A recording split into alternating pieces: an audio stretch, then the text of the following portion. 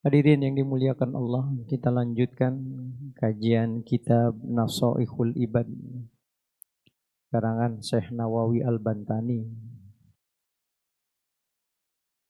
Bismillahirrahmanirrahim. Qala al-musannifu rahimahullahu ta'ala, wa min asbabi husnil khatimatil muwazzabati ala hadha du'a wa huwa Allahumma akrim hadhil ummatal muhammadiyah bijami'ili awa'idika fid dharaini ikraman liman ja'altaha min ummatihi sallallahu alaihi wasallam. Wa min asbabi husnil khatimah, dan di antara sebab-sebab kematian dalam keadaan husnul khatimah, al-muwadzabati, yaitu dengan menekuni, ala hadza doa, atas ini doa. Wa huwa Allahumma akrim hadhil ummatal muhammadiyah.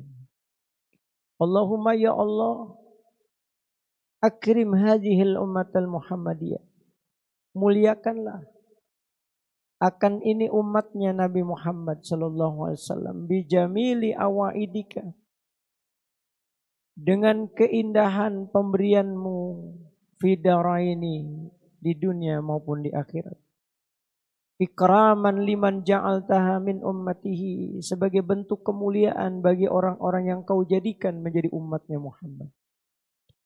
Nah, jadi Syekh Nawawi pada bab ini menjelaskan tentang sebab-sebab orang itu meninggal dalam keadaan husnul khotimah. Kita ini kan selalu berdoa ya. Dalam doa kita, Allahumma ja'al akhira kalamina inda intihai ajalina biqauli la ilaha illallah. Itu doa mustajabah. Ya. Jadi kalau bisa ba'da sholat fardu itu dibaca itu. Allahumma ja'al akhira kalamina, ya Allah jadikan akhir ucapan kami, inda intihai ajalina, ketika ajal merenggut kami, biqauli la ilaha illallah, dengan ucapan la ilaha illallah. Sebab kata Nabi, min alamatil husnul khatimah, tanda-tanda orang diwafatkan oleh Allah dalam keadaan husnul khatimah itu ada syahadatun qoblal maut, ketika dia mengucapkan kalimat syahadat sebelum kematian. Makanya kenapa Rasulullah Shallallahu Alaihi Wasallam selalu menganjurkan kita ketika menghadapi orang yang sedang sakaratul maut, kata Nabi, lakinu mautakum bila ilaha illallah. Lakinu, talkinkan, tuntun orang-orang yang sedang menghadapi sakaratul maut itu dengan kalimat la ilaha illallah. Bisikan dulu. Ya. Kenapa? Karena orang yang sedang meninggal, sedang dalam keadaan sakaratul maut itu 75% udah lebih banyak ke akhirat ketimbang dunia. Au bisurat Yasin, atau tuntun tuh orang yang sedang sakaratul maut itu dengan surah Yasin. Makanya di dalam kitab tafsir Yasin Hamamizadah itu dikatakan oleh Nabi, inna likulli syai'in qalbun wa qalbul Qur'an Yasin. Tiap sesuatu itu punya jantung, dan jantungnya Quran itu ya surah Yasin. Siapa yang membaca surah Yasin bagi orang yang sedang sakit, maka Allah sembuhkan asbabnya surah Yasin itu. Dan siapa yang membaca Yasin ketika orang yang sedang sakaratul maut, maka Allah akan mudahkan proses kematiannya itu. Ada orang-orang yang anti suka nanya-nanya itu, kenapa sih orang baca Yasin. Itu udah jelas hadisnya Rasulullah. Inna likulli syai'in qalbun wa qalbul Qur'an Yasin. Tiap sesuatu itu punya jantung, dan jantungnya Quran surah Yasin. Wa man qara'a 'alal marid, siapa orang yang membaca itu bagi orang yang sakit, maka Allah akan sembuhkan dengan asbab itu. Dan siapa yang membacanya ketika orang sedang sakaratul maut, maka Allah akan mudahkan proses kematiannya itu. Karena memang banyak sekali di dalam surah Yasin itu ayat-ayat yang mengingatkan kita tentang kematian dan alam-alam akhirat. Dalam surah Yasin kan dijelaskan, al-yauma naqtimu ala afwahihim wa tukallimuna aydihim wa tashhadu arjuluhum bima kanu yaksibun. Al-yauma naqtimu ala afwahihim, pada hari itu kami kunci tuh yang namanya mulut. Yang di dunia suka pandai bersilat lidah, pada akhirat nanti ditutup. Udah nggak bisa ngomong lagi. Saya nggak bisa lagi bohong, yang dulu di dunia juga bohong, tapi nanti nggak akan bisa. Kenapa? Allah kunci. Wa tukallimuna aydihim, yang ngomong itu tangan. Tangan yang bicara. Wa tashhadu arjuluhum bima kanu yaksibun, yang akan jadi saksi adalah kaki kita. Jadi udah nggak ada lagi kebohongan-kebohongan itu. Jadi banyak-banyak kita membaca surah Yasin ketika kita menghantarkan orang yang dengan keadaan perlu membutuhkan itu dalam rangka dia sedang sakaratul maut. Lakinu mautakum bi surati Yasin, atau dengan kalimat la ilaha illallah. Ada hadis doif gitu. Tapi kata Ibnu Hajar al-Asqalani, tidak apa-apa itu hadis doif itu, li fadailil akmal. Apalagi dalam kaidah-kaidah dalam kitab mustalahul hadis itu. Kalau ketemu hadis doif tapi perawinya lebih dari satu, maka kedoifan itu udah nggak ada. Dia naik derajatnya menjadi hasan li ghairi. Makanya para penceramah-penceramah jangan menjustis ini doif. Ya, belajar dulu kitab mustalahul hadis baru dia kemudian komentar. Kasihan umat ini. Ini kan bulan Muharram, ini kan banyak hadis-hadis yang doif itu. Sehingga orang akhirnya mau ngamalin takut. Kenapa? Ya tadi. Ya. Padahal kedoifan itu kan faktornya cuma karena ada ulama yang kadang-kadang kurang waro. Atau kadang-kadang ada ulama yang dianggap suka mempermainkan binatang. Itu kan Imam Bukhari itu sampai menuliskan hadis doif. Itu alasannya karena ada ulama hadis yang kalau dia ngasih makan burung, itu pada saat burung mau nyaplok, diginiin sama dia. Gitu nih, kita orang Betawi kan kita dulu ngempanin ayam tuh. Kalau ayam lagi makan kita gini-giniin, bercandain. Cuma karena itu loh, hadis itu menjadi doif. Tapi tetap dari Rasulullah Sallallahu Alaihi Wasallam. Makanya Imam Bukhari itu kalau dia mau menuliskan hadis yang dia ragu, dia tanya sama Rasulullah melalui mimpi. Karena sekelas Imam Bukhari itu kan beda makomnya sama kita. Kita pengen ketemu, jangan ketemu Nabi, ketemu guru aja yang alim itu susah kita ketemu. Itu tuh orang-orang yang husnul khatimah. Ketika mengakhiri hidupnya dia baca itu la ilaha illallah. Makanya tuh hadis tadi katakan man qala la ilaha illallah fi akhiri yaumihi. Siapa orang yang membaca kalimat la ilaha illallah di akhir hidupnya, dakhalal jannah. Dia masuk surga.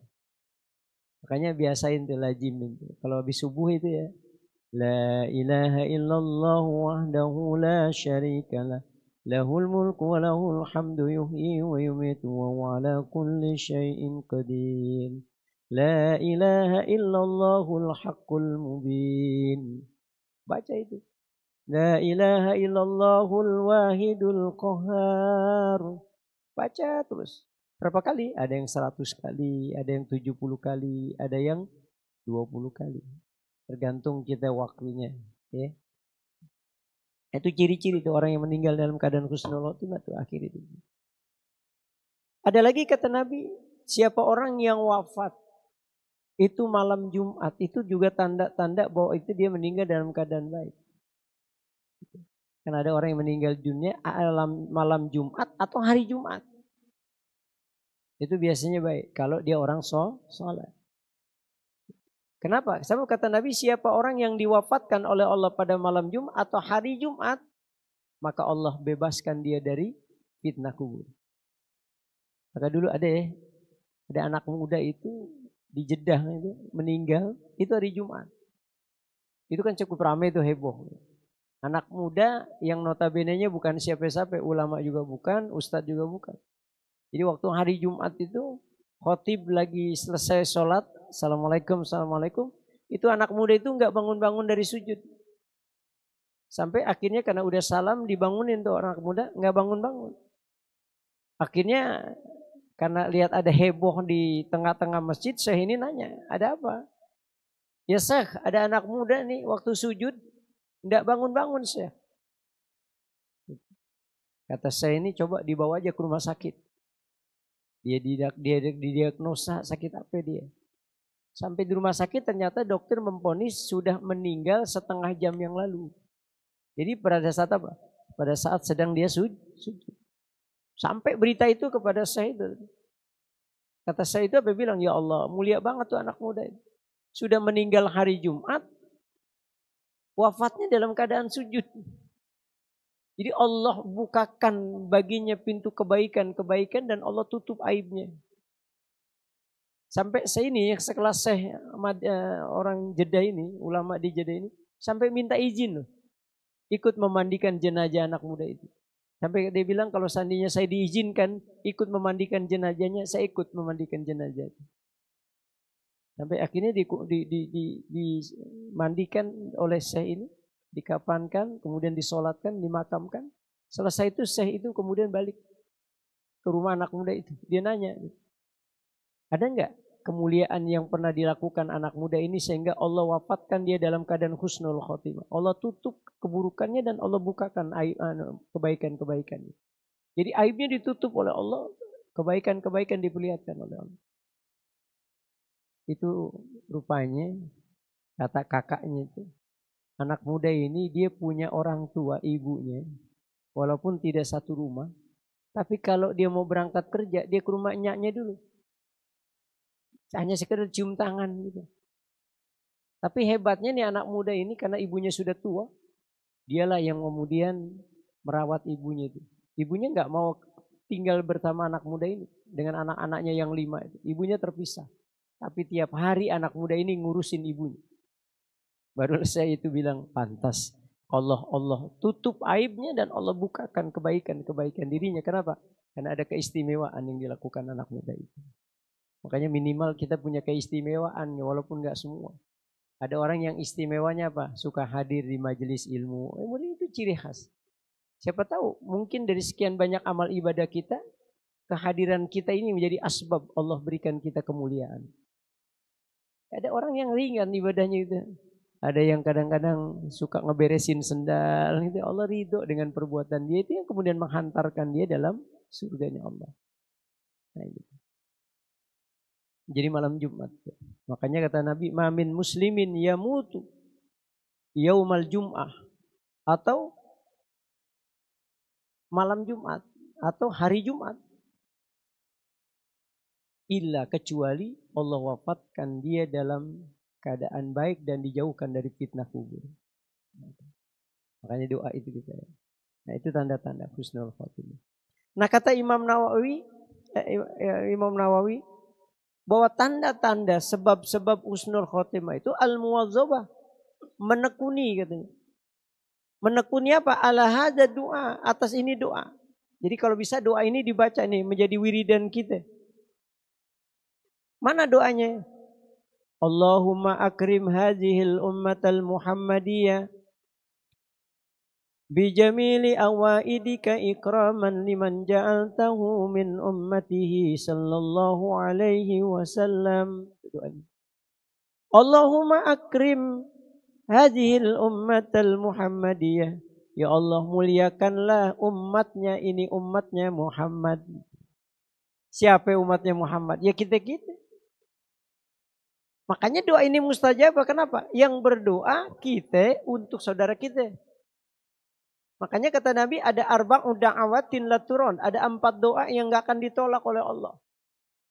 Mana doa itu? Da'watul akhi ila akhi bizahril ghaib. Doa saudaranya dengan saudaranya.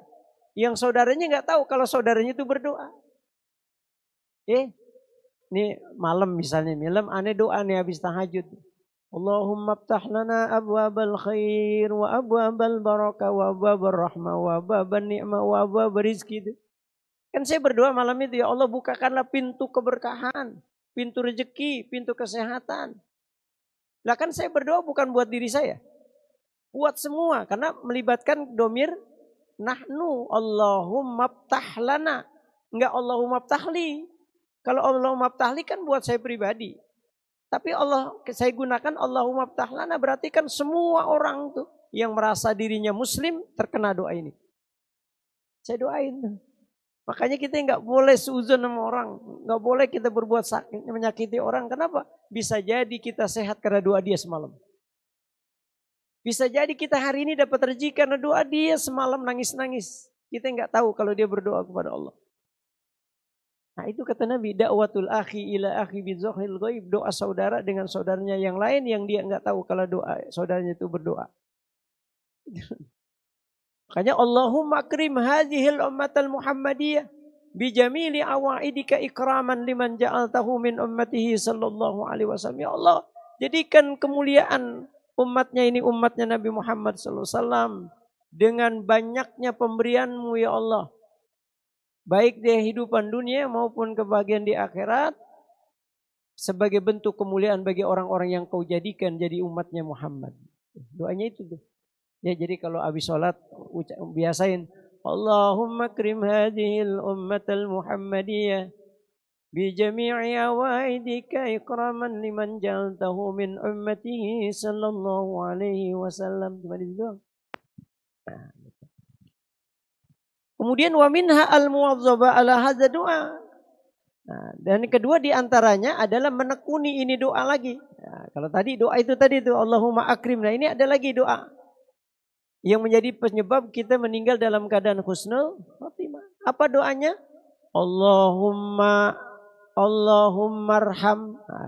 Allahumma ighfir li ummati sayyidina Muhammad. Allahumma arham ummata sayyidina Muhammad. Allahumma astur ummata sayyidina Muhammad. Allahumma ajbur ummata sayyidina Muhammad. Allahumma aslih ummata sayyidina Muhammad. Allahumma afi ummata sayyidina Muhammad. Allahumma hafaz ummata sayyidina Muhammad. Allahumma arham ummata sayyidina Muhammad rahmatan ammatan ya rabbal alamin. Allahumma ighfir ummata sayyidina Muhammad maghfiratan ammatan ya rabbal alamin. Allahumma farrij min ummati sayyidina Muhammad farajan ajilan ya rabbal alamin. Itu doanya. Kapan tuh kita berdoanya? Itu antara kita selesai sholat sunnah qobliyah subuh sampai menjelang kita sholat subuh. Itu jedanya tuh, jangan baca apa-apa. Ya kita kan habis sholat sunnah tuh qobliyah 2 rakaat. Itu jangan ngomong apa-apa kecuali baca Allahumma ighfir li ummati sayyidina Muhammad. Allahumma arham ummata sayyidina Muhammad. Allahumma astur ummata sayyidina Muhammad. Allahumma ajbur ummata sayyidina Muhammad. Allahumma aslih ummata sayyidina Muhammad. Allahumma afi sayyidina Muhammad. Allahumma hafaz ummata sayyidina Muhammad. Allahumma arham ummata sayyidina Muhammad rahmatan amatan ya rabbal alamin. Itu baca doa habis salat subuh. Nanti saya kirim tuh sama Ustadz, nanti bisa dibagiin tuh, supaya amalan kita tambah lagi. Ya, habis sholat sunnah qobliyah kita baca itu. Ya, kalau yang tadi Allahumma akrim hadhil ummatal Muhammadiyah kapan aja.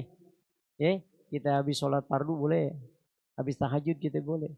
Tapi yang ini khusus kata Imam Nawawi, kapan dibaca? Baina sunnatil subuhi wa fardihi. Jadi antara sholat sunnah qobliyah subuh menjelang sholat fardu. Allahumma gfir li ummati Sayyidina Muhammad. Ya Allah ampuni bagi umatnya Sayyidina Muhammad. Allahumma arham ummata Sayyidina Muhammad. Ya Allah curahkan kasih sayangmu pada umat Nabi Muhammad. Allahumma astur ummata Sayyidina Muhammad. Ya Allah tutup aibnya umatnya Sayyidina Muhammad. Allahumma jbur dan tutup ya Allah kesalahan, aib-aib umatnya Muhammad. Allahumma aslih ummata Sayyidina Muhammad. Ya Allah perbaiki dirinya. Ya. Islahkan ya Allah. Allahumma afi ummata Sayyidina Muhammad. Ya Allah selamatkan umatnya Nabi Muhammad ya Allah. Allahumma hfadz ummata Sayyidina Muhammad. Ya Allah, peliharalah umatnya Nabi Muhammad. Allahumma arham ummata Sayyidina Muhammad rahmatan amatan ya Rabbal Alamin. Ya Allah, cucurkan kasih sayangmu kepada umatnya Muhammad rahmatan amah. Cucuran kasih sayang yang melimpah ya Allah. Nah, gitu. Allahumma gfir ummati Sayyidina Muhammad. Allahumma gfir li ummati Sayyidina Muhammad. Ya Allah, limpahkan rahmat ampunanmu ya Allah bagi umatnya Sayyidina Muhammad. Magfiratan amatan, limpahan magfirah yang kau berikan wahai Tuhan seluruh sekalian alam. Allahumma farij an ummati Sayyidina Muhammad farajan ajilan. Ya Allah, lenggangkan. Apa tuh balinya? Berikan keluangan, kelonggaran, kemudahan ya Allah buat umatnya Nabi Muhammad. Ya, farajan ajilan. Jadi kemudahan-kemudahan yang indah, yang cepat ya Allah. Ya jangan lama-lama kalau kita punya masalah. Jangan lama-lama kita punya persoalan. Cepat diberikan kemudahan oleh Allah. Makanya dalam Al-Quran katakan, wa may yattaqillaha yaj'al lahu makhraja. Siapa yang bertakwa kepada Allah, maka Allah akan berikan solusi yang terbaik ketika dia menghadapi persoalan. Ya Allah, enak. Allahumma farrij min an ummati Sayyidina Muhammad. Ya Allah, longgarkan ya Allah, mudahkan ya Allah dari umatnya Muhammad. Farajan ajilan, kelonggaran yang ajilan, yang cepat-cepat, yang enak. Setiap masalah yang kita hadapi nggak perlu lama-lama, ada solusinya. Makanya kalau kita kepengen solusi cepat gitu, dua pendekatannya. Dekati Allah, dekati makhluk Allah, siapapun itu. Dekati Allah dengan cara al-qaim bihukukillah, dengan cara kita beribadah kepada Allah. Dekati makhluk Allah dengan cara kita bersedekah. Makanya kalau orang-orang yang suka bersedekah, itu udah pintu kewalian udah terbuka lebar buat dia.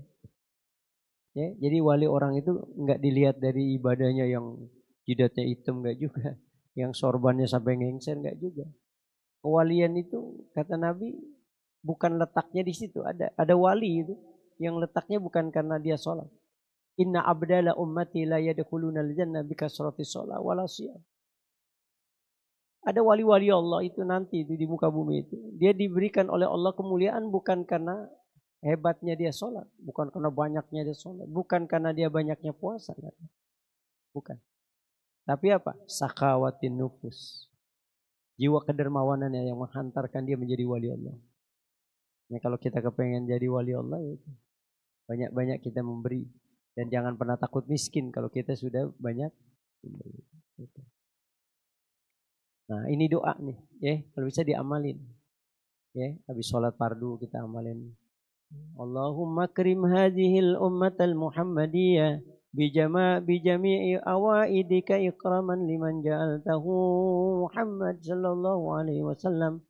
Allahumma ighfir li ummati Sayyidina Muhammad. Allahumma arham ummata Sayyidina Muhammad. Itu baca sampai seterusnya. Ya. Mudah-mudahan Allah berikan kita kekuatan agar kita selalu membersamai diri kita dengan Allah Subhanahu wa taala.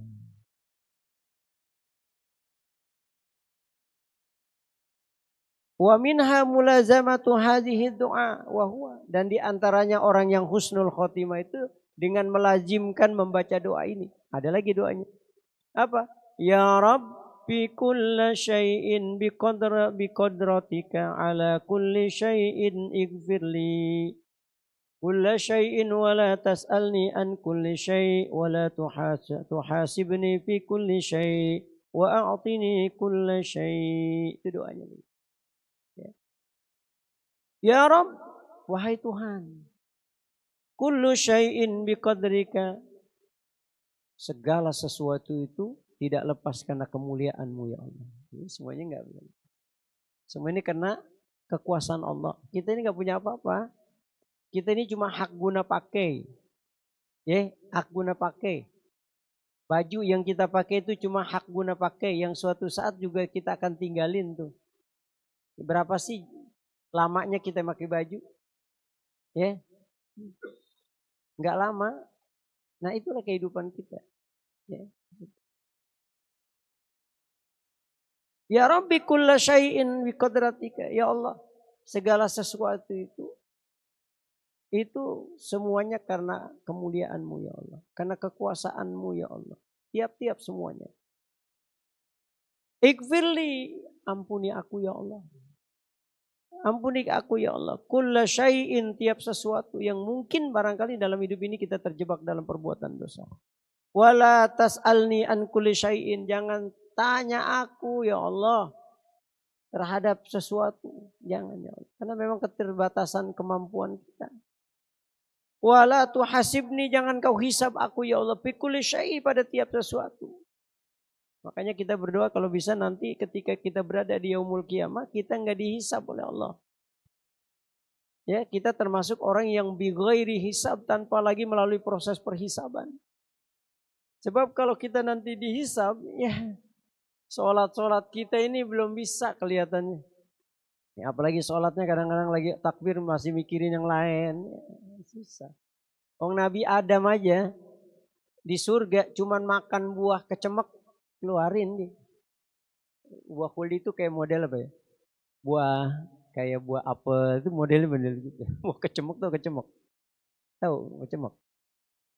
Buah apa? Buah bedak. Kita orang Betawi nyebutnya buah kecemek kan. Nah gitu. Masya Allah. Jadi wala tuhasibni fi kulli syai'in, kalau bisa jangan dihisab ya Allah. Makanya kalau kita enggak kepengen dihisab oleh Allah, jangan buat perhitungan sama Allah dalam kehidupan dunia. Kita memang kadang-kadang ibadah masih buat perhitungan. Malam tahajud pengen lulus jadi pimpinan gitu. Ada aja yang kita inginkan ketika kita beribadah. Jangan. Kalau itu namanya perhitungan sama Allah. Sholat duha rajin, kepengen rezeki lancar. Itu namanya perhitungan. Ada take and give. Kalau saya memberi, Tuhan ngasih gitu. Ya, kalau bisa tinggalin dah. Belum waktu, itu udah ketinggalan zaman-zaman dulu mungkin boleh.